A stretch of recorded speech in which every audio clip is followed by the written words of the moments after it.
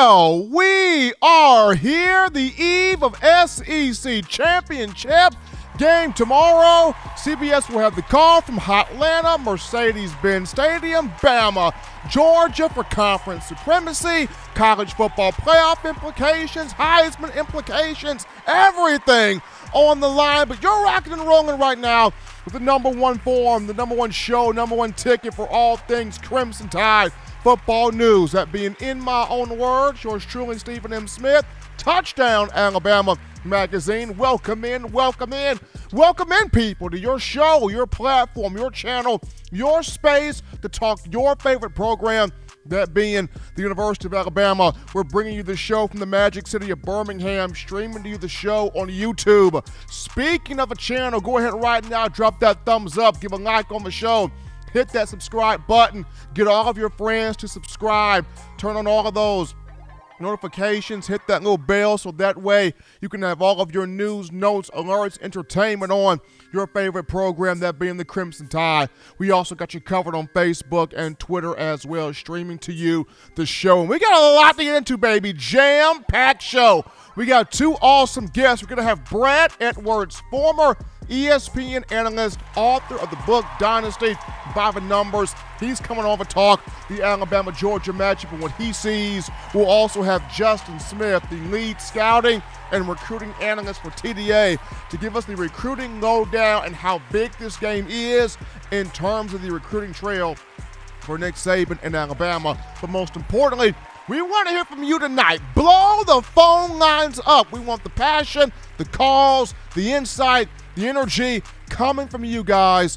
You can do this by calling 205-448-1358. The number to call in to let your voice be heard on the show, 205-448-1358.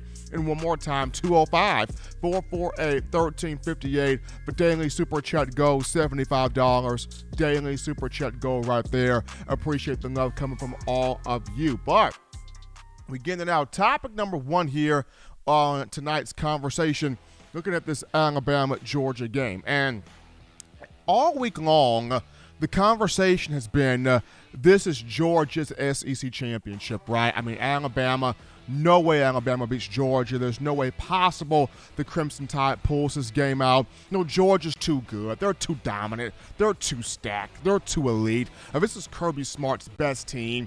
This is his best opportunity. Alabama just doesn't have it this year. You know, this is the dog's moment. This is Kirby's moment. This is Georgia's opportunity to finally take that next step here and exercising some demons, if you will. This is the moment here for the Bulldogs. We've heard the national people talk about it. We've heard the local people talk about it. We've heard the betting lines talk about it over there at Vegas.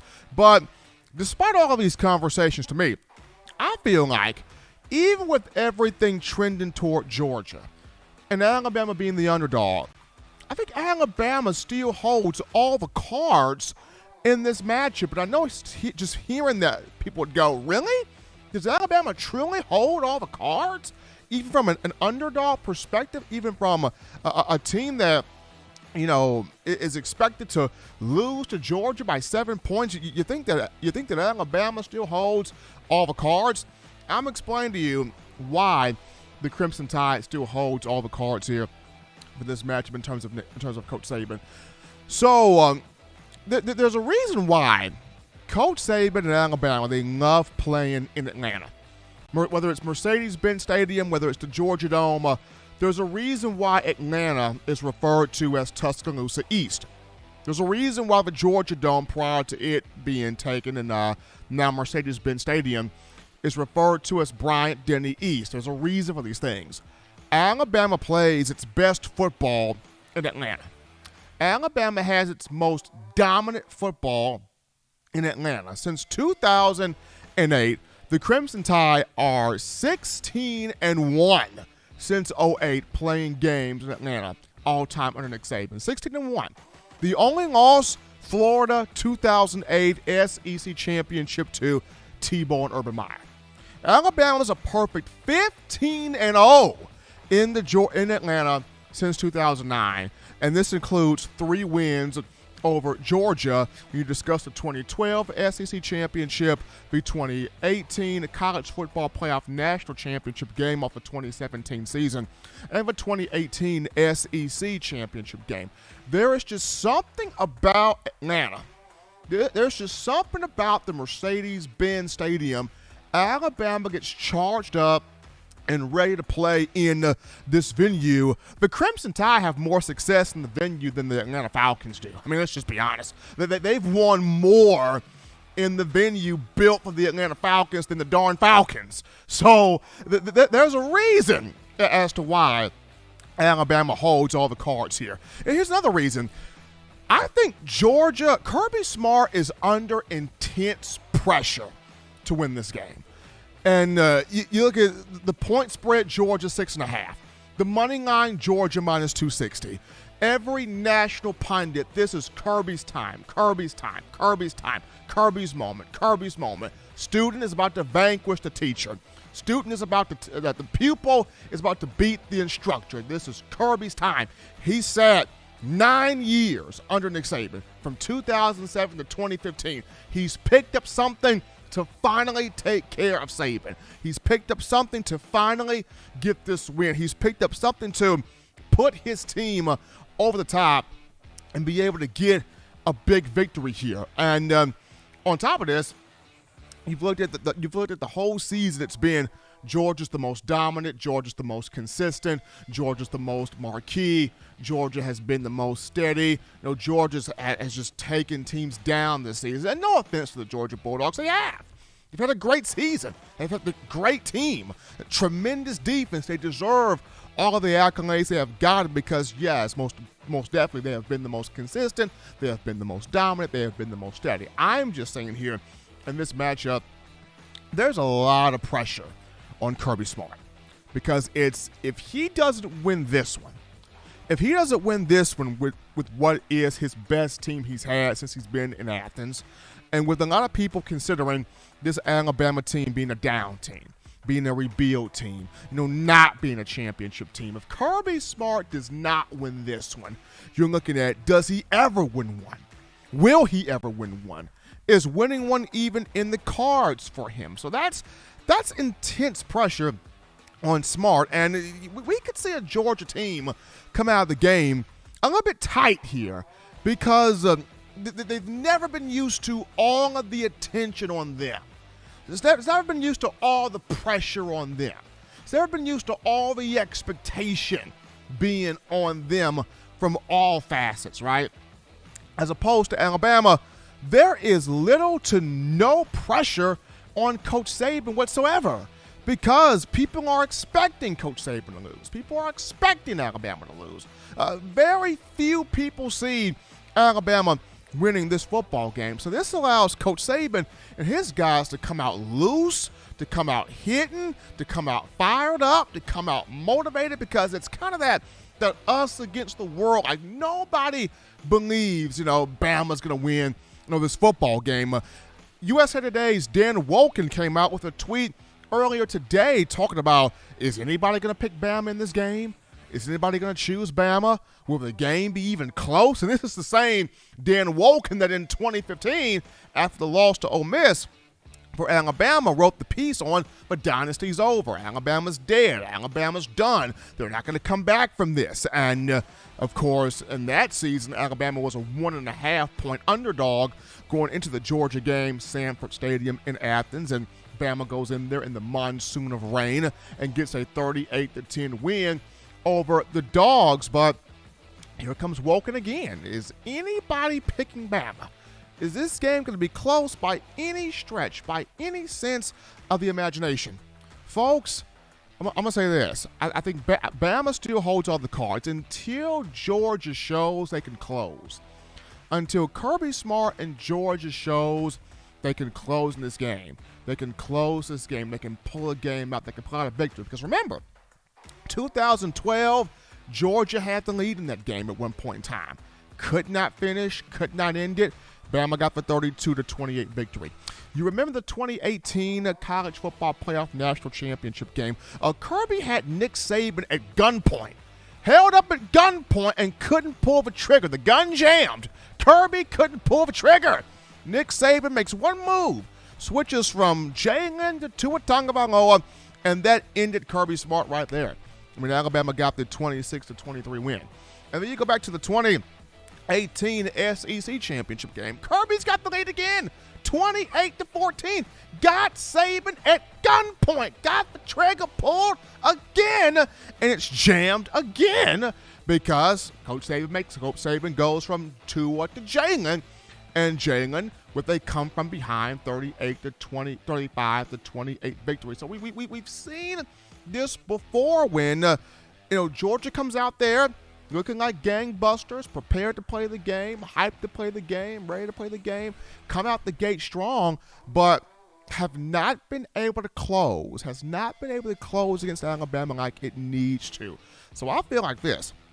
I think the Crimson Tide still holds all the keys to this game due to the fact that 15-1 all time in Atlanta in matchups under Nick Saban, including 14-0, between 14-0, or they've been undefeated in Atlanta since 2009.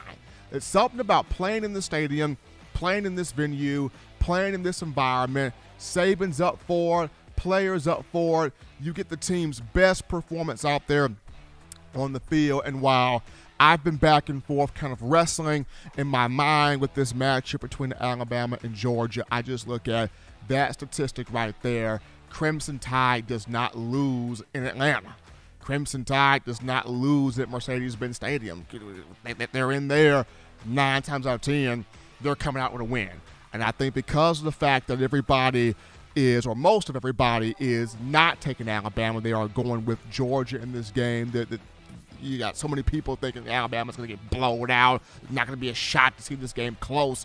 I think this is the huge piece of motivation here for not just Coach Saban and the players, but I also think that this team comes out playing loose. This team comes out playing with fun. This team comes out clicking here on all cylinders to kind of show the world, hey, Georgia's good, but this is Alabama. This is the defending national champion of college football. This is a team that's trying to go back-to-back under Saban for the first time since the 2011-2012 campaign. So I'm excited for this.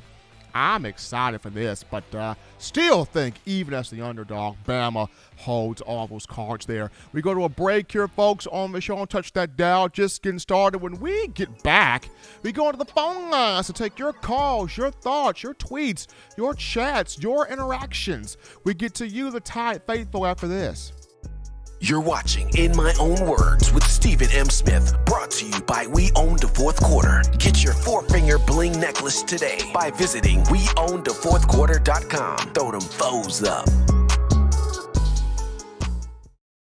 What's up, Bama Nation? This is Rudy Griffin, former Alabama defensive lineman, and you're listening to my guy, Stephen M. Smith, In My Own Words, brought to you by Touchdown Alabama Magazine. Roll Tide, roll! 9 players have teamed up and released the Alabama Team Paper, which is a video yearbook they put out for sale direct to fans. Now, for the first time, small dollar purchases from the fans can support the players as a group as well as a great cause, because $1 of every subscription payment is donated to the Boys and Girls Club of America. Be a 5-star fan base and support your team and a great cause with Team Paper. Check it out at teampaper.com/Alabama. Remember the taste of Grandma's delicious sweets? Emily's Heirloom Pound Cakes brings back those precious memories with just one bite. Each cake made from scratch. They make the perfect dessert to share with family and friends for any occasion, and ordering is easy. Visit emily'sheirloompoundcakes.com. Click the online store and shop. Then pick up your fresh cake at the kitchen in downtown Homewood. Order yours online at emily'sheirloompoundcakes.com. Emily's Heirloom Pound Cakes, making memories from scratch.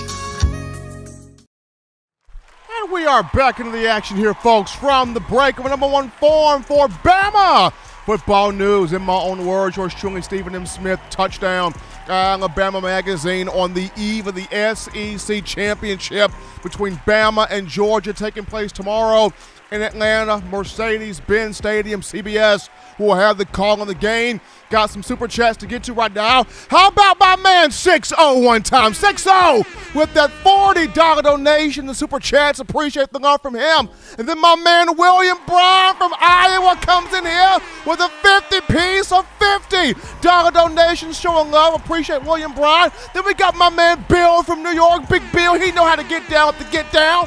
Bill, that $5 donation right there. And then we got George Stokes in here with that $9.99 helping us out here on the show. Daily Super Chat goal of $75 has been met. Appreciate the love from you, the outstanding fans of Alabama football. But right now, we go to the phone lines to take your calls. Call segment brought to you by the Blue Wrench Gang, 205-448-1358. Number to call in there, 205-448-1358. We grab our first call of the night. You're live on the show. What's going on? State your name and where you're calling from. What's up, Steven? This is Jamore from Montgomery. What's happening, brother? Nothing much. You got less than 24 hours before game time. I know, man. Hey, I know. I am pumped up over here. I know. I feel like it's a, listen to everything. I feel like it's a pretty simple game for Bama tomorrow. I feel like we got to control the line of scrimmage and make Stetson Bennett win the game. I think that's a pretty simple one. I think we got to get all our receivers involved tomorrow. Something I would hope to expect. I want to see a little bit of Jalen Milroe tomorrow. Steven, what you think about that? I think we need to see some Jalen Milroe, a couple wildcat packages or something. Let him throw the ball every once in a while. I think just throw the defense. What do you think about Jalen Milroe getting some playing time tomorrow? I think that has to happen. I think that should happen because I mentioned this before this week. You want to give yourself every advantage to win this game. People are counting you out. People do not think you can win. So you want to give yourself every shot to frustrate Kirby Smart, make him guess as much as possible, and Jalen Milroe's skill set does that for you. Most definitely. Another person I would want to see tomorrow, wide receiver-wise, is Jai Hall. I think he's probably our most talented receiver, to be honest with you. What do you think about that, Steve? Ajayi Hall, I want to see Hall out there. He's been dressing out more, getting on the field. I know he got out there against New Mexico State. I want to see the young men out there more. We'll see. We will see how Coach Saban plays it. We'll see. All right. I'll give you a fun little quick question for you, and I get off. I'll give you start one, bench one, and cut one. Tua, Mac Jones, and Bryce Young. Start one, bench one, and cut one. Okay, Tua, Mac, and Bryce. Okay. All right, man, this is tough right here. So give me start Mac, bench Bryce, love Tua, but cut Tua.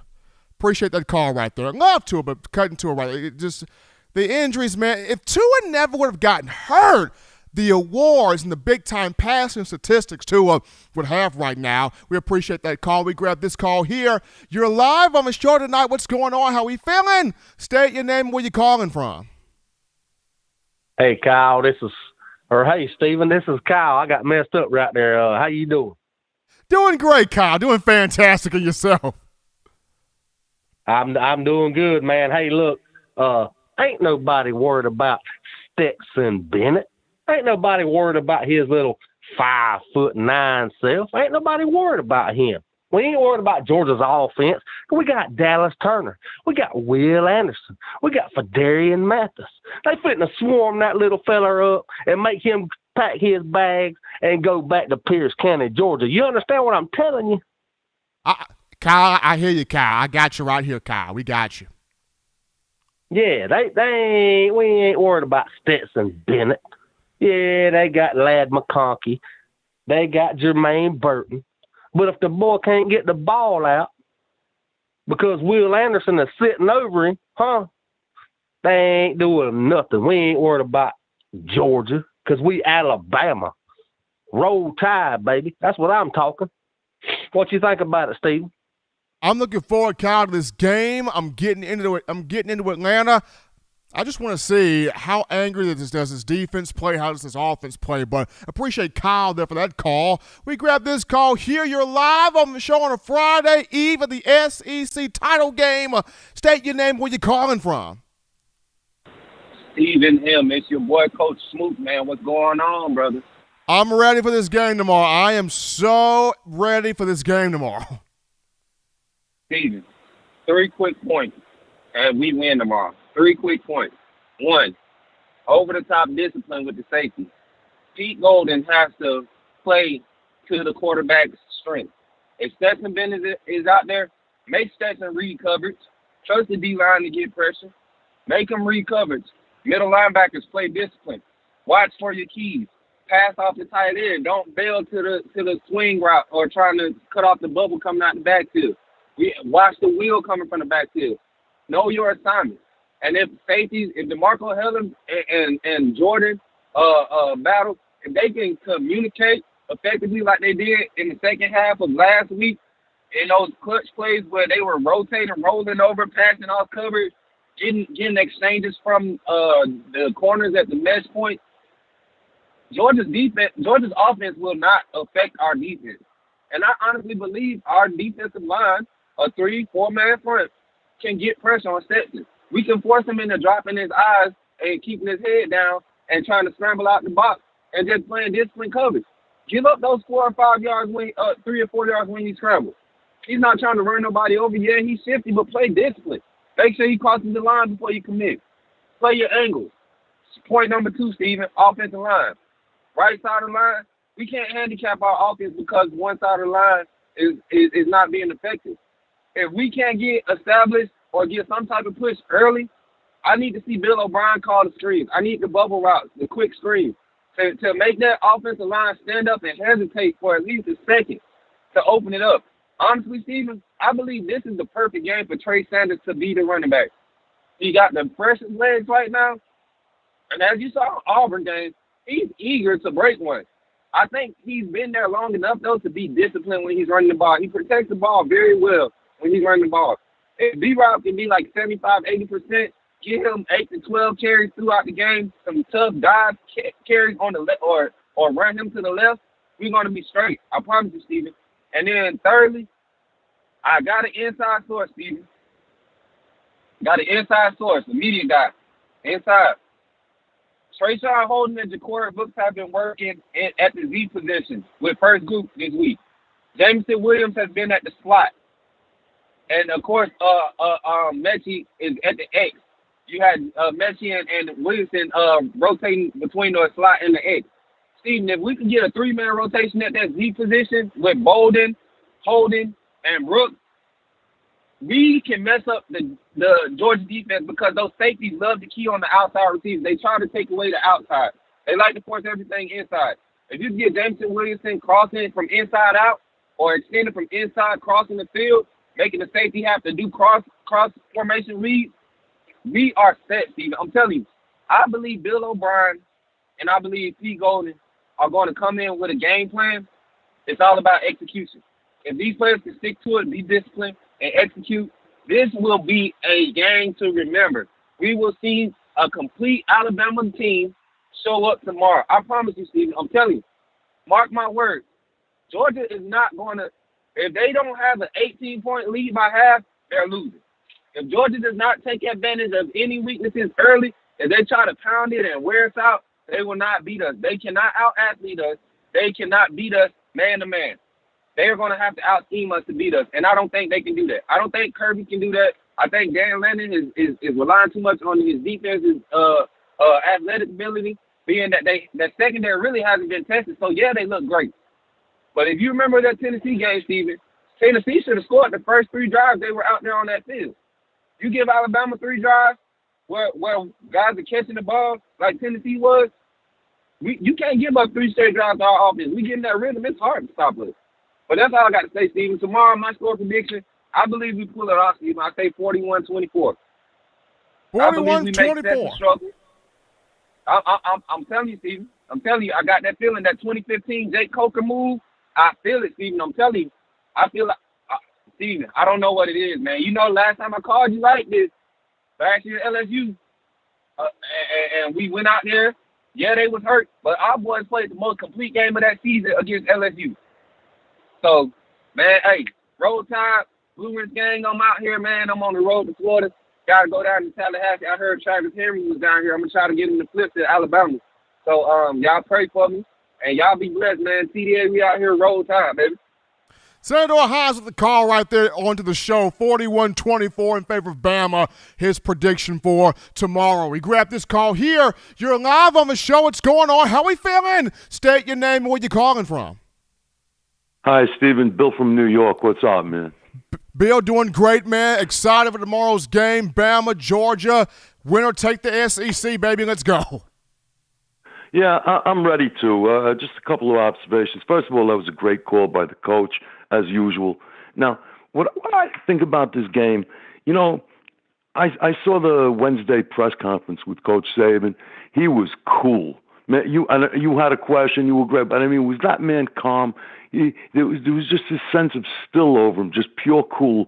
Now, Kirby, to me, he always, when I watch him play the games, coach the games, he looks like he's panic-stricken all the time, running around like a maniac. Now, I can't criticize him too much because I don't look too good in my den when I'm watching the game, but I'm not the coach.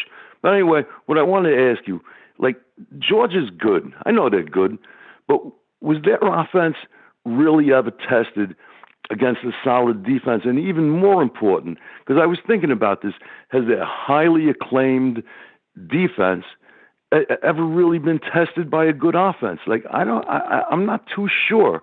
And yet, despite all this, do you realize that the odds makers have not only a 6.5, 7-point underdog, Alabama, they're 2-1. You get 2-1 for them to win the game outright. Again, I don't advocate illegal gambling, but I think those odds are crazy. I agree with what you said. I think we hold the cards, and I think we're going to do this. And I think a lot of it's going to be due to Coach Saban. What do you think, Steven? 2-1 odds? Are they kidding me? It's crazy, Bill, the money that Vegas and these odds makers are putting on this game. A lot of this is due to Georgia's defense, and because of the fact that we live in a college football era controlled by offense, and you're still seeing a Georgia defense hold teams under, 14 points per game. But at the same time, if you look at Georgia's schedule, they don't have that one statement win, right? I mean, people thought Clemson was going to be good this season. We've seen their disappointment at 9-3. People thought, other teams on their schedule would be good, but they have not been good. Probably the team with the best record on the schedule is probably Kentucky at 9-3 also. So Georgia has not had that one win where you can say, man, that was a statement win there for Georgia. But this week, they're going to have a little friction there. We'll see how they go about that. Appreciate Bill from New York with that call there. We take this call. You're live on the show. What's going on? How we feeling? State your name and where you calling from. Hey, Stephen, this is Clark from Georgia. It's been a couple months since we talked, but hope you're doing well. I see the show's doing fantastic, and it's great to see. Just wanted to break into it a little bit. One name that I feel like is being left out of the equation that's kind of poked his head in the last few games is Christian Leary. And, I told you before the season I felt like he would be a good kick returner. Well, turns out he might just be the second running back going outside of Trey Sanders tomorrow.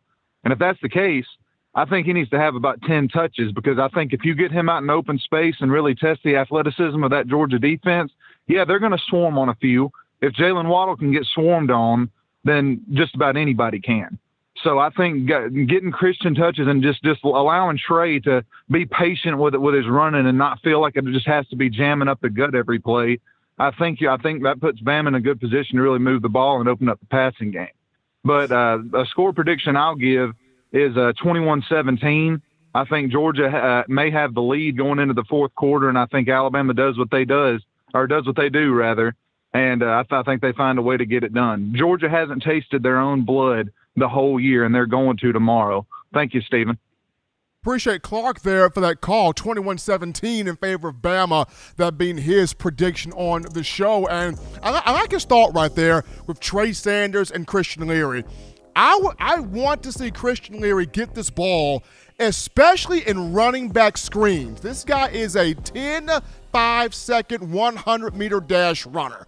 You get this man in space, straight line speed to the house, to the crib, Christian Leary's gone. So there's got to be some way Bill O'Brien can work in jet sweep, misdirection, screen, something to get Christian Leary athlete on athlete and watch this man take off with the ball in his hands. The guy's got speed to burn. Young man from Orlando, Florida.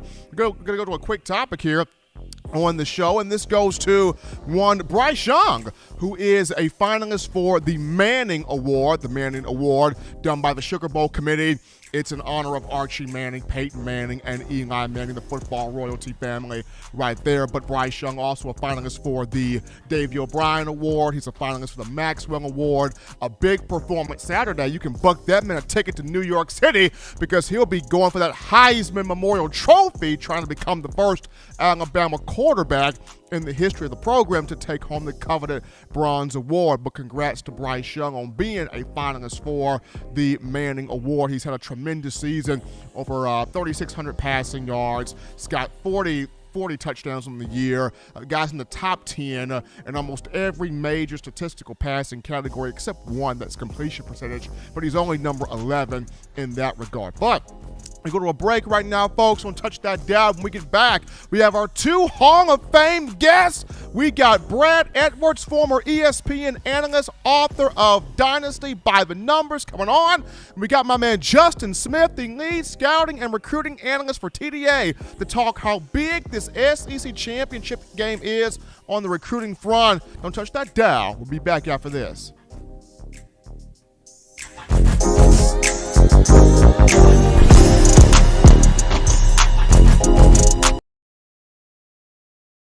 You know what we do at the start of the fourth quarter. We throw them foes up. But now you don't have to wait until the fourth quarter. Get your 4-finger bling necklace at weownthefourthquarter.com. It's the first and only logo that captures the essence of all Crimson Tide players and fans as we represent the legendary Alabama football fourth quarter dominance. Get your 4-finger bling necklace right now at weownthefourthquarter.com. Get yours today and stun on them haters.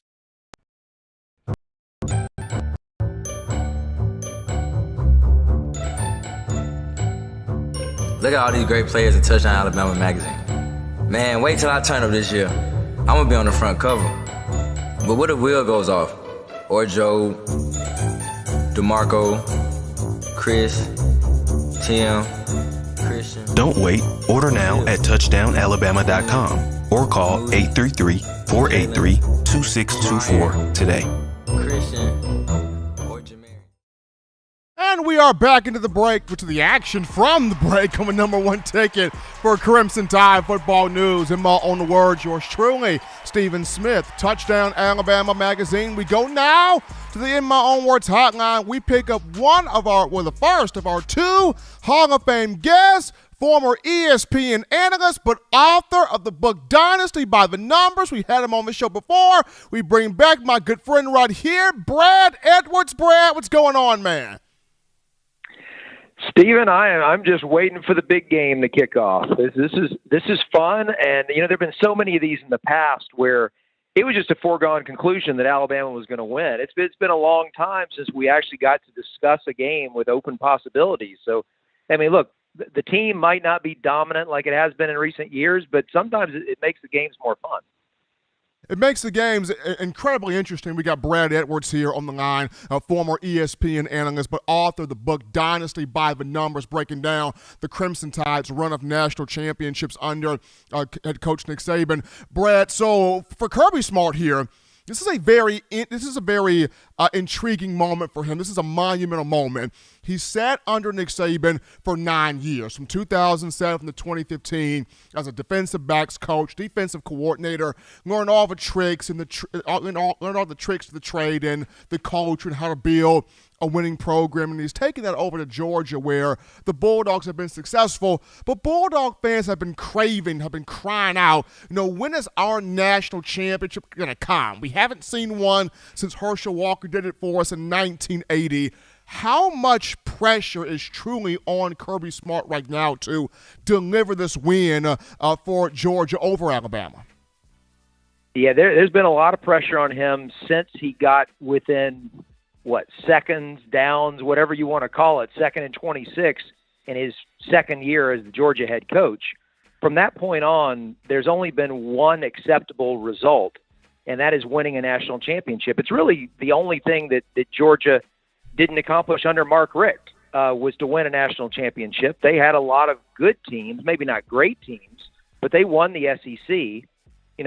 Just doing that is not going to put Kirby in a special category. It's winning the national title, getting that first one since Herschel Walker's freshman year, and he's built everything over 6 years to get to this point where he now has the best team in the history of Georgia football. And I realize 1980 was a national champion.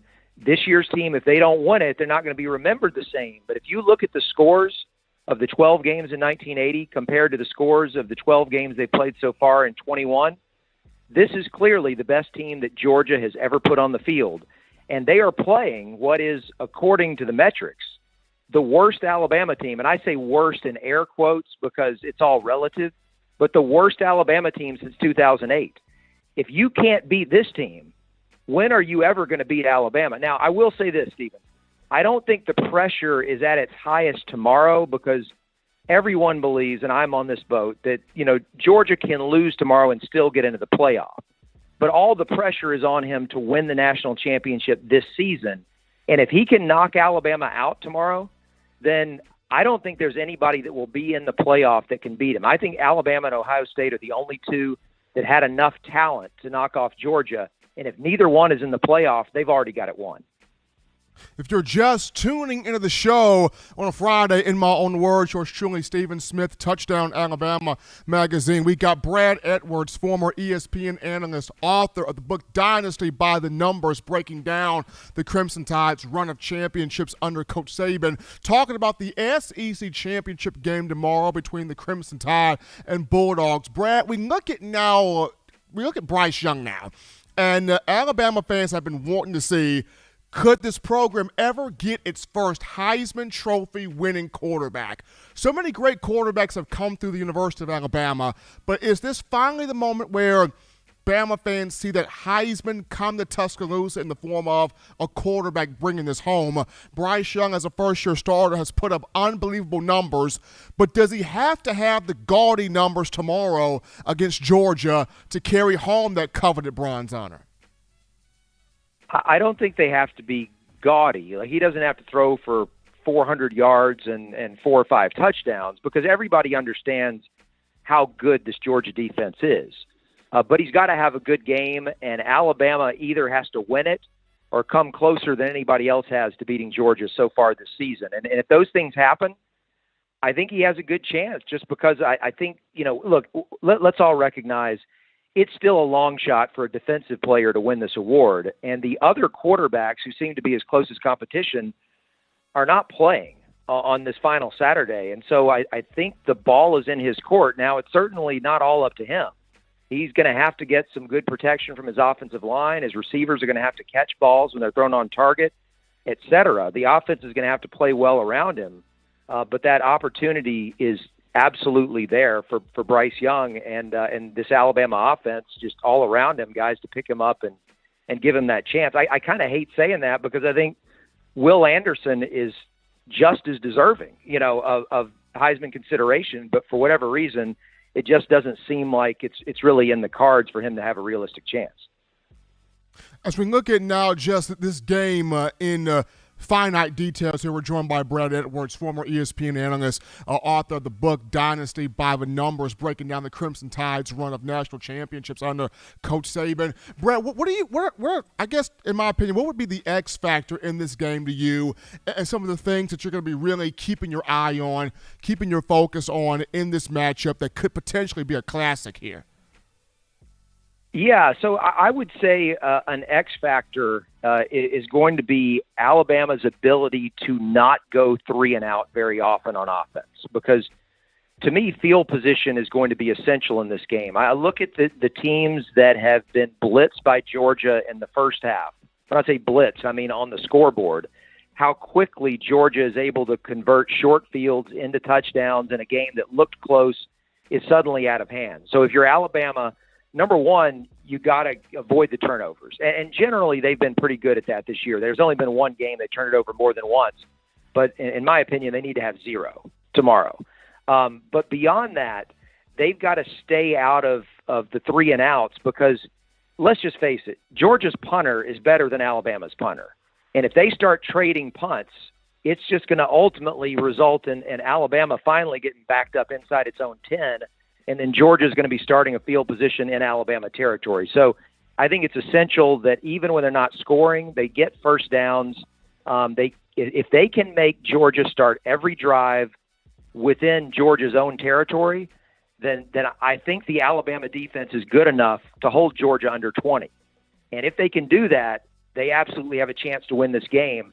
But they've got to help that defense by not putting them in positions like they were in a few times against Auburn, where they've got 30, 40 yards of field is all they have to defend. He is Brad Edwards, ladies and gentlemen, former ESPN analyst, author of the book Dynasty by the Numbers, breaking down the Crimson Tide's national championships under Coach Saban, joining us here on the show, giving his thoughts, his opinions here on this big SEC championship matchup between Bama and Georgia taking place tomorrow. Mercedes-Benz Stadium in Atlanta. CBS will have the call on the game. Brad, as always, man, appreciate you coming on. Take care of yourself. Be good. Enjoy the action tomorrow. Can't wait, man. Thanks for having me on. Absolutely. Brad Edwards joined us there on the show. We go from him to our own Justin Smith, the lead scouting and recruiting analyst for Touchdown Alabama Magazine, talking about the Tide on the recruiting front. Justin, what's going on, big man? Always excited to be on with you, Steve, and I know a lot of Alabama fans are excited for tomorrow. Alabama fans are excited for tomorrow, but Justin, now talking some recruiting here. The early signing period, the early signing date is in 2 weeks. It'll be on December the 15th, and we're already starting to see a couple of the assistant coaches for the Tide visiting recruits for the 2022 class. Can you kind of just update us on which recruits got the visits, which coach visit which recruit? What's going on there in terms of the visits that have been taking place? For some of the more critical visits that have happened over the last couple of days include Alabama's outside linebacker coach, South Missouri, heading to Plantation, Florida to check out on the Crimson Tide's 4-star defensive end target Marvin Jones. You had Alabama's defensive back coach Jay Valai checking on one of Alabama's top defensive back targets and Marvin Jones' teammate in Earl Little Jr. Got an opportunity to spend some time with Earl Little and his family in Florida. Jay Valai actually has a great relationship with Earl Little. Earl told me that he speaks with Valai pretty much every day. He is closest to him. He has a great relationship with Nick Saban. Nick Saban plans to visit Earl Little next week after the SEC championship game. And I'm pretty sure Nick Saban is going to be He's going to be busy all next week, hitting the recruiting trail, hitting up several schools, hitting up recruits at their home. It'll be interesting to see which recruits he goes out to see. But the Crimson Tide also sent out their defensive coordinator, Pete Golding, this week to Mobile to check on 4-star linebacker Shemar James. Golding has told James ever since he committed to Florida that the Crimson Tide were still going to be recruiting him heavily. They were still going to push for him throughout this 2022 recruiting cycle. So we see Alabama's assistant coaches hitting the road here and there during this week. Of course, they still have to prepare for the SEC championship game. But next week, I expect them to shift their full focus to being on the road as much as possible, including Nick Saban getting an opportunity to see some of these guys at their home and at their schools. If you're just tuning in right now to the show on a Friday, in my own words, yours truly, Stephen Smith, Touchdown Alabama Magazine. We got Justin Smith, the lead scouting and recruiting analyst here for TDA, talking the recruiting front for the Crimson Tide. The early signing period coming up here in 2 weeks on the 15th. We got Justin on the phone lines here. So when you look at just this game tomorrow, Justin, how big is this SEC title game for the recruiting front? Because you look at Georgia, you look at Alabama, they recruit similar players, they recruit the same caliber of athlete, but how big is this game for Alabama in terms of trying to capture even more recruits here for this class? I think this is huge, especially defeating Georgia, throwing Georgia off of the top of college football because like your previous caller said, your guest before me said, if Georgia wins this game, it's pretty much a clear path for them to win the national championship, which will give them a lot of momentum on the recruiting trail. And Alabama and Georgia are going to compete a lot over the next couple of recruiting cycles. They're going to compete a lot each recruiting cycle. And if Georgia has that type of momentum, it could be detrimental in a lot of recruiting battles that Alabama and Georgia face in the future. But as far as the 2022 recruiting class is concerned, a lot of guys heading down the stretch of their recruitment heading into National Signing Day will be paying close attention to this matchup, including four-star offensive lineman Ernest Green, who recently, a couple of hours ago, dropped his top four and included Georgia in the Crimson Tide. He visited Alabama yesterday, and he actually plans to be in Atlanta in Mercedes-Benz Stadium at the SEC Championship. He also has Ohio State and Texas listed in his top four. Shamar James is getting recruited by Georgia along with Florida in the Crimson Tide as well. You also have Isaiah Bond, who's announcing a commitment next week. He decommitted from Florida a couple of weeks ago, but he is considering Georgia. He has Georgia, Alabama, and Florida listed in his top three. So those are just a couple of guys. Another guy to pay attention to is four-star wide receiver Shaz Preston, who the Crimson Tide are expected to get an official visit from before the National Signing Day on December 15th. So a lot of eyes will be on this matchup. You can just go down a long list of 2023 guys who Georgia and Alabama will both target. So if the Crimson Tide can pick up a win against Georgia this weekend, it could help them build some momentum with a lot of recruits, but it can also help them in future recruiting battles if Georgia does not have that type of momentum. Justin, when you look at trying to close with the number one recruiting class in the country, the Crimson Tide closed 2021 with the greatest class ever brought in the Nick Saban era. Looking at this 2022 group here, as we're getting closer to the early signing period, how close is Alabama? How close are Nick Saban and the Tide in landing potentially another number one class here for this 2022 cycle?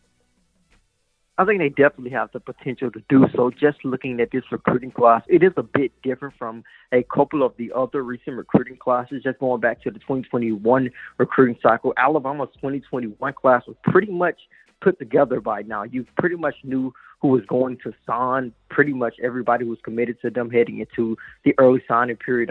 Signed a national letter of intent to play with them. It was a few surprises, of course. We can look at guys like JoJo Earl and Keanu Coate. Those were just a couple of surprises here and there. And those are basically the only two guys who were not committed to Alabama before the early signing period, before National Signing Day, who made a decision actually on that day. But when you take a look at this signing day and this first National Signing Day of the 2022 recruiting cycle, we can easily see 4 or 5 guys join the Crimson Tide 2022 recruiting class. So there's a lot in the air, but you also have guys who are going to commit earlier in Isaiah Bond. So the Crimson Tide definitely have an opportunity. I feel they are very close to landing another number one recruiting class, even if they're not number one on certain recruiting according to certain recruiting services. I still feel that this will be easily one of the top classes in the nation, but they are definitely going to want to add a couple of more guys, and they could easily add 3 to 4 of those guys on National Signing Day. He's Justin Smith, people, the lead scouting and recruiting analyst for Touchdown Alabama Magazine, on the ground, scouting, analyzing, taking notes, making visits, clocking every recruit in terms of the scouting report. Justin, as always, man, we appreciate you coming on, spending time with us here on the show. Take care of yourself, man. You enjoy tomorrow's game. Be good, brother. You do the same, Judah. Always fun getting a chance to talk with Justin, and also, Brad Edwards, former ESPN analyst and author of the book Dynasty by the Numbers there. We're going to take a break here, folks. Don't touch that dial. When we get back, we'll return to the phone lines to grab your calls, your thoughts, your ideas, your interactions, a conversation with you guys after this. Don't touch that dial. Call in right now as we're taking your calls up next on In My Own Words with Stephen M. Smith. Brought to you by We Own the Fourth Quarter. Visit WeOwnTheFourthQuarter.com now to get your 4-finger bling necklace. What's up, ladies and gentlemen? This is Marvin Constant, All-SEC linebacker and 1999 SEC champion. You are listening to In My Own Words, brought to you by Touchdown Alabama Magazine. Roll Tide.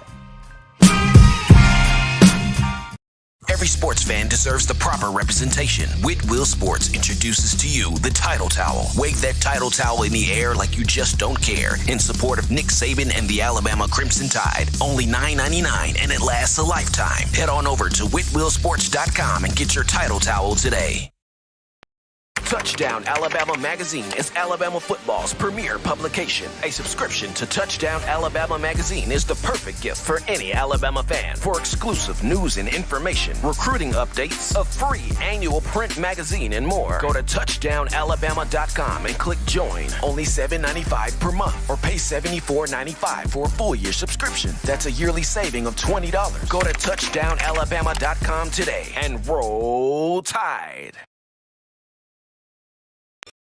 Thank you for tuning in. Show your support right now by clicking that like button. If you haven't subscribed, hit the subscribe button now and enable all notifications to make sure you don't ever miss any of the best Alabama football news, notes, and information right here on Touchdown Alabama. And we are back into the break, back from the break into the action of the number one forum for Crimson Tide football news. In my own words, yours truly, Stephen Smith of Touchdown Alabama Magazine. The eve of the SEC Championship game matchup coming up on tomorrow in Atlanta between Bama and Georgia, Mercedes-Benz Stadium. CBS will have the call on the matchup for SEC supremacy and getting in to that college football playoff in terms of the Crimson Tide. We go to the phone lines right now to take your calls. Call segment brought to you by the Blue Wrench Gang, 205-448-1358. Number to call in right there, 205-448-1358. We grab a call here. You're live on the show. What's going on? How we feeling? State your name, where you calling from. Hey, Stephen. Hey, man. It's Dave calling from Mobile. Dave, Alabama. what's happening, brother? Man, I was just thinking about the game tomorrow. I know everybody's pumped up, everybody's excited, but is it a possibility that Jalen Milroe can play running back? It's the end of the season. He's fast enough. Could it be a possible trick that Nick Saban has up his pocket? I mean, it is a possibility. However, I think it's even more so of a possibility that Milroe comes in as a quarterback in situations where you've got design runs with him, you've got RPOs with him, you've got certain passing plays for him. So I think there's an even bigger chance he comes in as a quarterback. Right. And another thing, I'm nervous, but I'm not nervous. I'm excited because everybody between the analysts, sports analysts, between YouTube, all those social media, everybody's really everybody's really sleeping on Alabama, and everybody's saying what we can't do, what we're not going to do. So I think for the guys, as they say, rat poison, it's going to really be the true definition of what Alabama stands for. I said this in the first segment. I think Alabama holds all the cards in this game. You look at Atlanta, Alabama, whether it's the Georgia Dome, Mercedes-Benz Stadium, they play their best ball in Atlanta. 16-1 all time over there as with Coach Saban as the head coach, and 15-0, perfect record since 2009. So I think Alabama's got this thing going here for this week, and appreciate that call right there. As always, folks, 205-448-1358, number to call in, 205-448-1358. We grab this call. You're live on the show. What's going on? How we feeling? State your name and where you calling from. What's going on, Steve? It's Elijah from Jersey. How you feeling tonight? Doing great, Elijah, and yourself, man. Oh, man, I'm hanging in there. Ready for this game tomorrow. I just want to chat it up with you a little bit. I'm a huge Bama fan, die hard, Bama till I'm 6 feet. But I'm also a person that I don't believe it until I see it. I hear a lot of people, they sitting up there saying what Bama got to do, what Bama needs to do, how Bama should do it. And don't get me wrong, I totally agree with what a lot of them are saying. And a lot of people, we could pump ourselves up to believe that, Bama going to do this or Bama going to do that, just like you said. Atlanta, the Georgia Dome is like Alabama's second home. But at the end of the day, we got to look at the product that we putting on the field. You know, we got to realize, is this team going to come out and play better than what they did a week ago? Is this going to be the same team that was held scoreless for 3 quarters against an Auburn defense that Georgia demolished? You know, I'm a realistic person. And people say Georgia ain't had no quality wins, but let's just think. Over the years, when everybody said Alabama, you don't have no quality wins, what ends up happening? When Bama beat up on a team, we take their spirit. They start to fall. Now, let's not forget, Georgia done beat up on Arkansas, made them look like a pee-wee football team. They done beat up on Kentucky. Both of these teams was highly ranked. Clemson, okay, they didn't pan out, but they got them earlier in the season. They end up beating a Florida team that took us to the wire. You know what I mean? So I don't have my Bama goggles on. I'm a realistic person when I look at this. You know, what are we going to get tomorrow? Are we going to get that offense that struggled against Auburn? Or is it going to be some miracle we get this high-flying, high-scoring offense against the nation's #1 defense in the majority of the categories? You know, and my thing is, everybody wants to sit here and say Trey Sanders. I believe in Trey Sanders. I don't know if Trey Sanders is fully healed or not, but I'm going to tell you what, our best bet was Brian Robinson. To play against this defense, you need the more physical back. You need somebody that's going to be able to get up in there and get you them tough 3, them tough 4 yards. You don't need a type of scat back, somebody who wants to bounce it to the outside. To beat Georgia, you can't run away from Georgia. You got to meet them head on. And I understand what Coach Moot was saying, that, you know, when they coming in on us, when that defensive line is trying to overpower us, we got to do the screen. We got to do the bubble passes. We got to beat them that way. But at the end of the day, football is won in the trenches. That offensive line has to control that defensive front. If we don't, we're going to lose the game. You know, if that defensive front is allowed to pin their ears back and come at us and throw and get Bryce Young off his spot where he doesn't have time to look downfield and find Williams or Mechie or any of these guys, well, we're going to lose the game. The game is won in the trenches, just like we seen last week. Michigan and Ohio State. Michigan dominated them up front. That's why Michigan won that game. If we can't hold up front, I don't care if we have Tom Brady back there. We're not going to win this game. This game has to be won on the offensive line. We have to be able to control that 6 or 7 man rotation that Georgia brings in on that defensive front. We have to. If we can't, there's no sense of people calling you Monday, oh, well, this happened, that happened. No, it got lost with the 5 men up front that couldn't contain them beasts that Georgia haven't. I'm not a hater. Georgia got some real dogs up front, man. You know, you can't take away from it. You know, let me know what you think about what I said in the trenches, Steven. I mean, the football is won up front. Football is won up front, and it's going to come down to Doug Marrone and this group up front. Everybody with Evan Neal. Can Chris Owens do his job? Can Seth McLaughlin do his job? Can Darian Dow quit a few plays to do his job? Can the guards do their job? Everybody up front has a job to do. Absolutely. Games are won up front. So I agree with that point there from Elijah from New Jersey. Hopefully Doug Marrone heard that. Hopefully Doug Marrone and the guys on the offensive line heard that phone call right there. As always, 205-448-1358. Number to call and let your voice be heard, 205-448-1358. We grab this call. You're live on the show. What's going on? How we feeling? State your name and where you calling from. Roll Tide, Roll Tide. This is William from Iowa. William, what's going on, How brother? you doing, Steve? Man, I'm ready to go, man. I'm ready for tomorrow to be here today, tonight, right now. I believe we can take them, don't you? I mean, I'm feeling like Evan Neal right now. Evan Neal spoke this week. He said, look, we didn't heard all the talk. We didn't heard all the conversations. Can we just put the pads on and go already? No doubt, no doubt. I believe a bunch of them's pumped up, ready to go.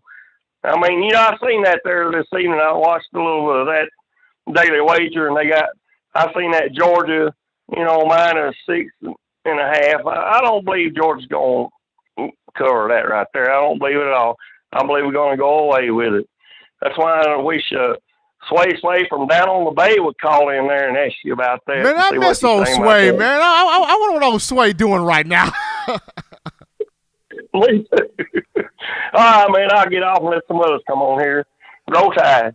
Appreciate my man William from Iowa calling in. Man, I miss Sway, man. Sway would normally call in about right now, asking the questions about what should I put on this football game. But we take this call here. You're live on the show. What's going on? How we feeling? State your name and where you calling from.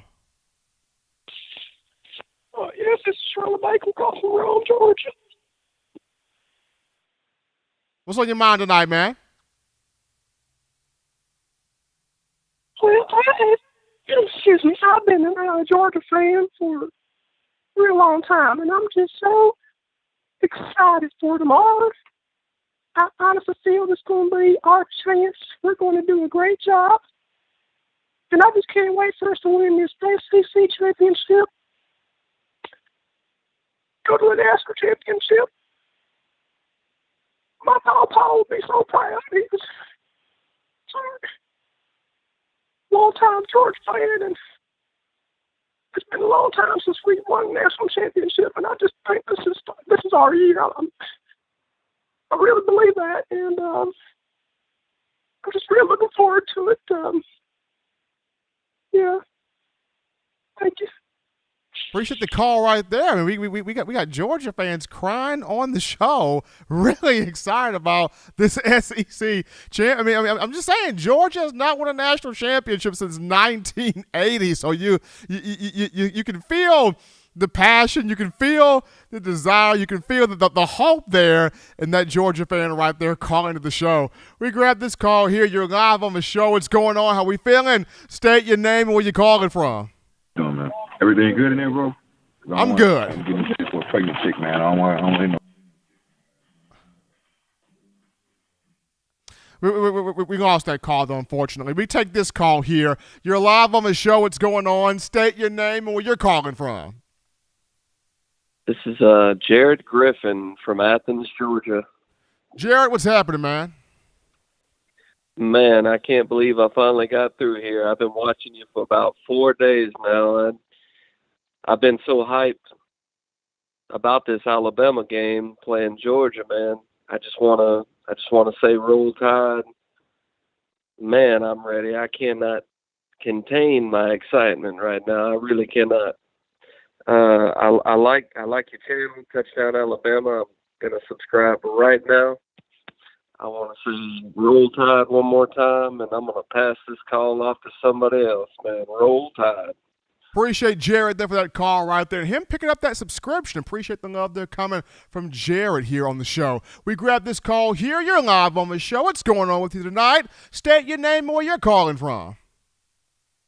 Stephen M. Smith is Justin Riley. What is going on, my friend? Justin, doing fantastic, man. I'm having a great day. I mean, tomorrow is Bama, Georgia for the SEC championship. Making my way down there early tomorrow morning, and just excited about what we could see from not just this offense, but also this Bama defense that's heard so much about Georgia all season long. And Georgia's deserving of all the accolades, but I'm looking forward to seeing what Will Anderson and this Bama defense does tomorrow. You know what? I've been quiet all week. I've been listening to other callers, all the trolls, all the analysts. From what I'm hearing, everybody is acting like that we're supposed to get flowers sent to the stadium tomorrow because there's going to be a funeral in Alabama bother showing up. You know what? I'm tired of everybody running their mouth. We're Alabama. We've been there. We know what to do. I don't care what Jordan Davis is doing. And just look at his stats. He ain't no Will Anderson. He ain't no Fedarian Mathis. So you know what? I'm tired of all the talk. We about to show up tomorrow. You know, all this negativity that they're throwing our way. Bring it on, because you know what? That's what we need right now. We're going to feed off that, and we're about to do that thing. And like Ric Flair said, to be the man, woo, you got to beat the man. And from what I'm seeing on my end, we're still the man. Appreciate my man Justin Riley out of Mississippi calling in, giving his thoughts here on the show. And give us a little Ric Flair love also. We take this call here. You're live on the show. What's going on? How we feeling? State your name, where you calling from. Yeah, this is JD from Beeham, man. JD, what's happening? Hey, man, I'm excited to see this game this weekend, man. I'm hoping Bama comes to play competitive, a lot better than the last few games that I have watched. I am a Dogs fan, but I do support the Tide. All of my family are Roll Tide fans. And honestly, I'm really hoping to see a very competitive game. I'm hoping the best version of Bama shows up this Saturday. Okay, JD. Hey, can't beat that. Appreciate that call coming from him, JD, out of Birmingham, hoping that this is a competitive football game, which I think it is. I think we are in for a classic in Atlanta. We've seen some classics between Alabama and Georgia in the past, and I think this is looking like it can be another one of those classic games. But I'm going to go to a quick topic here, and this is to Trayvon Diggs, former Alabama defensive back in the NFL with the Dallas Cowboys. And, boy, he has been a baller all year. 9 interceptions to lead the NFL. Got his 9th pick on yesterday, Thursday Night Football, for the Cowboys as it defeated the New Orleans Saints. Cowboys improved to 8-4 on the year. I'm going to say this.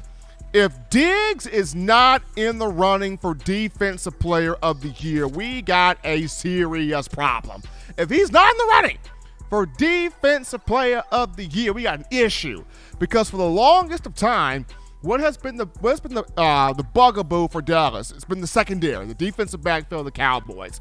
Ever since drafting Trayvon Diggs in the second round of a 2020 draft, they found somebody to lock down his side of the field on that back end. So kudos to the Trayvon Diggs. 9 picks to lead the league. Help the Cowboys get the win there over the Saints. But we go to a break right now, folks, on the show. Touch that down. When we get back, we tidy up loose ends by talking about this.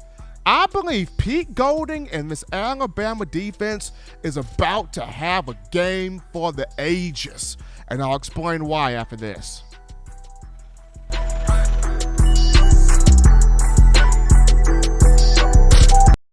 If you're an avid Alabama Crimson Tide fan and you love to flaunt it, then show your Alabama Crimson Tide support by grabbing the All-Bama sneakers. They feature bold Crimson Tide graphics, so no one will be able to question where your allegiance lies. When you add these sweet sneakers to your Alabama Crimson Tide collection, go to stsfootwear.com and use the code TDAlabama for $15 off your purchase. That's code TDAlabama for $15 off your purchase. Go to stsfootwear.com and get your All-Bama sneakers today.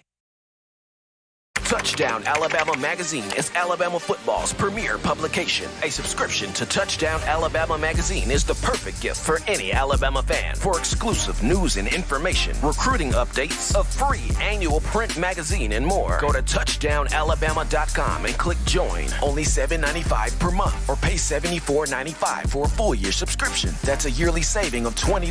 Go to touchdownalabama.com today and roll Tide.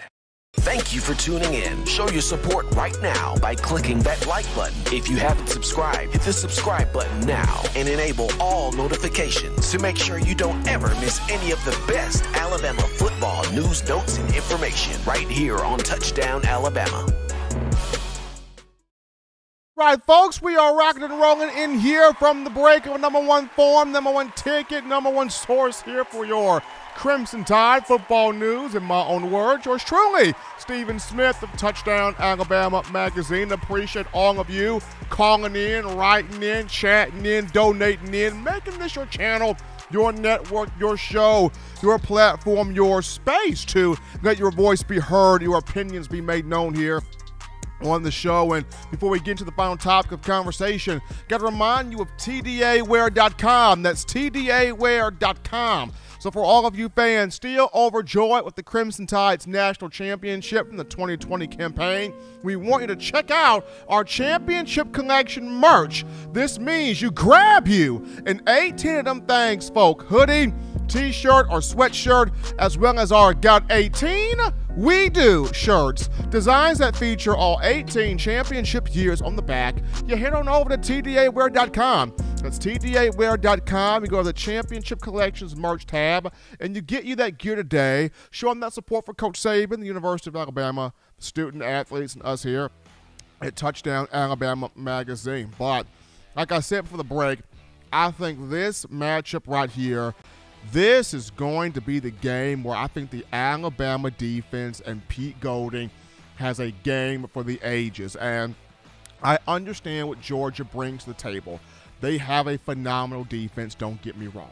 6.9 points per game they allow, 230.8 yards per game they allow, 79 rush yards per game they allow. That they're in the top 5 in every major defensive statistical category, and that's huge. That's big time. They're number 1 for a reason. Everybody has been lauding praise on them, and for the right and rightfully so, because they've been the most dominant. They've been the most consistent. They've had the most consistency throughout the entire season, and I get that.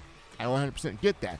But at the same time, I remember John Mechie spoke this week about, we go up against one of the best defenses in college football every day in practice, that being the Alabama defense. And this is why the Crimson Tide offense feels extremely confident, going into this matchup, taking on Georgia, because it believes it can have some success here against the Bulldogs. But with all this talk here about Georgia's group defensively, this Alabama group is saying, hey, we're good too. Hey, we're one of the tops against the run, too. Hey, we're one of the tops in sacks, too. Hey, we're one of the tops in third down defense, too. Hey, we're not chopped and liver over here. We can get the thing done, too, and make it do what it do also. And I look at this. Since the Texas A&M game, this is an Alabama defense that has been very much so improved. Getting to the quarterback, sacking the quarterback, stuffing the run. Only one 100-yard rusher all season Alabama's given up, and that was versus LSU, Ty Davis-Price, who had 103 yards rushing on 26 carries. That was the only 100-yard back individually that Alabama allowed all season. So since the Texas A&M game, this team has greatly improved. You look at in the trenches, guys like Bryce Young coming alive, guys like Fedarian Mathis, who's been consistent all year, guys like Tim Smith having big games, guys like Dallas Turner as a freshman growing, getting stronger and stronger, playing some outstanding ball. You got Will Anderson, of course, what Will Anderson's capable of. But I look at this, all season long, and especially this week, we've seen these finalists, these semi-finalists for award watch lists come out. And you look at Jordan Davis of Georgia. Jordan Davis is a finalist for he's a finalist for the Not Impact Trophy. He's a finalist for the Bronco Nagurski Award. He's a finalist for a lot of stuff. You look at Nakobe Dean, finalist for the Butkus Award, finalist for the Bronco Nagurski Award, finalist for the Chuck Bednarik Award. But yet we see Will Anderson not a finalist for the Not Impact Trophy. Yet we see Will Anderson not a finalist for the Butkus Award. And these are two significant defensive awards. And when you look at Will, this is a guy that he's first in the nation for sacks at 14.5. He's first in the nation in tackles for loss with 30.5. Being snubbed like that for awards, he's going to come out there with his hair on fire. I'm predicting 5 to 6 sacks from Will. I'm predicting 5 to 6 sacks from Mr. Anderson against Stetson Bennett. He's going to be after this man all game long, because Will Anderson knows a big game for me here, I can lock myself up to New York City for a trip to for the Heisman Trophy presentation. I may not win the Heisman, but a big game by me against Georgia, and Alabama wins this game, I can at least lock up my ticket for the presentation to take the plane ride there. So this is going to be a huge game for Will Anderson. Not just Will, I look at Dallas Turner. Dallas Turner off the other side, he comes in here and has, 3 to 4, 4 to 5 sacks on his end, and he's able to create some havoc as well. It's going to be tough sledding here for Stetson Bennett because I feel like Bama's going to be able to get that pressure and get that pressure consistently and make Stetson Bennett feel uncomfortable all game long. I mean, these guys have been hearing this whole week, Georgia defense, Jordan Davis, he can't be stopped. He's incredible. He's a monster. It's unholy what that man does on the field. They've been hearing Nakobe Dean, oh my gosh, Nolan Smith, oh my word, Channing Tindall, whoa, Quay Walker, oh, mercy. Look at what all Georgia's got over there. They've been hearing it all week. They've been hearing it all week long, and this is an Alabama team that feels like, hey, we're just as good. We're just as capable. We're just as dynamic. We feel like we can have as big as a field day, as big as a performance as this Georgia defense has had all year. We believe we can have that on Saturday. That's just how this Alabama defense feels. So it starts with Pete Golding. I think Pete Golding is going to have a game of the ages for himself in terms of play calling. And I mentioned this on Wednesday. He is going to have those blitzes dialed up. Whether it's corner blitzes, whether it's safety blitzes, whether it's twist stunts on the defensive line, whether it's crossfire blitzes with the linebackers, whether it's blitzing two guys into the A gap at the same time, it doesn't matter what he does. He's going to have some stuff called up, and it's going to affect what Stetson Bennett wants to do in the pocket as a quarterback. This is an Alabama defense that's been tired of hearing, you're good, but you're not Georgia. You're good, but you can't do what Georgia's doing. You're great, but look at what Kirby Smart's got over here. You're phenomenal, but we just don't see you in the same light as this Georgia team that's just been shutting teams out, that's been spanking teams up, that's been slapping folks up, that's been robbing banks, stealing money, holding folks up at gunpoint like a stick up. We haven't seen you, the Alabama defense, coordinate like we've seen this Georgia defense all year. And I think this, if I'm Alabama in this game, normally in matchups like these, because offense is so important, you would take the ball on offense. But I think for Bama's defense, this is a game, you go on defense first. You go on defense first and you make a statement. You go on defense first and you show the college football masses, hey, we here. You go on defense first and you set the tone of we finna really do this thing in terms of taking Georgia and this offense completely out of the element, completely out of the rhythm, making the day a living nightmare on the field.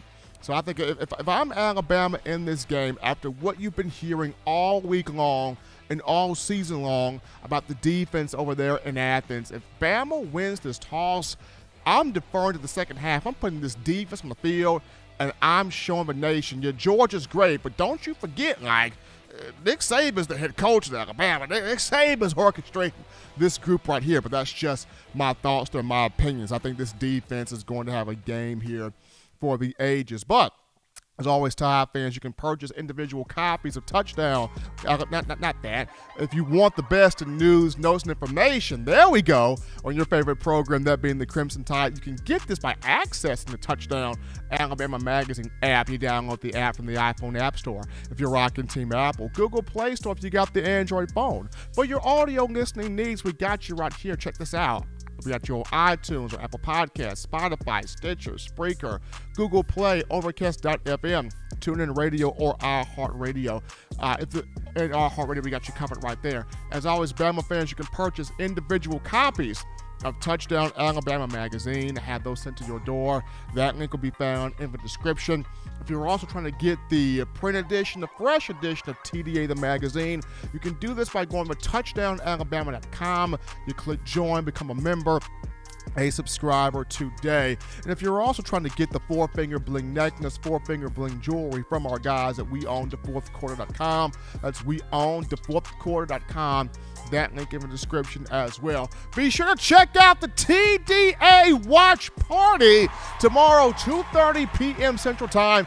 TDA Watch Party on YouTube. If you have not found your Alabama football family yet, you check us out tomorrow. Touchdown Alabama Magazine on YouTube. Get in the live party, get in the watch party, chat amongst everybody, meet you some awesome friends that just love talking Crimson Tide football. The fun and gang will be coordinated in. Those are my guys, Justin Smith and John Ivory. Appreciate all that they do. But check out tomorrow, 2:30 p.m. Central Time, the TDA Watch Party. But until next time, folks, husbands love your wives. Wives appreciate, value those husbands. Children weekend here. But continue doing the right thing, fun thing, smart thing, good thing, legitimate thing to not be bored. You be sure to grab yourself those 3 hearty meals a day. Get those 3 laughs a day. You protect yourself. You protect the loved ones around you. Enjoy the SEC championship game on tomorrow. Until next time, folks, I'm your man, Stephen M. Smith. You've been listening to In My Own Words.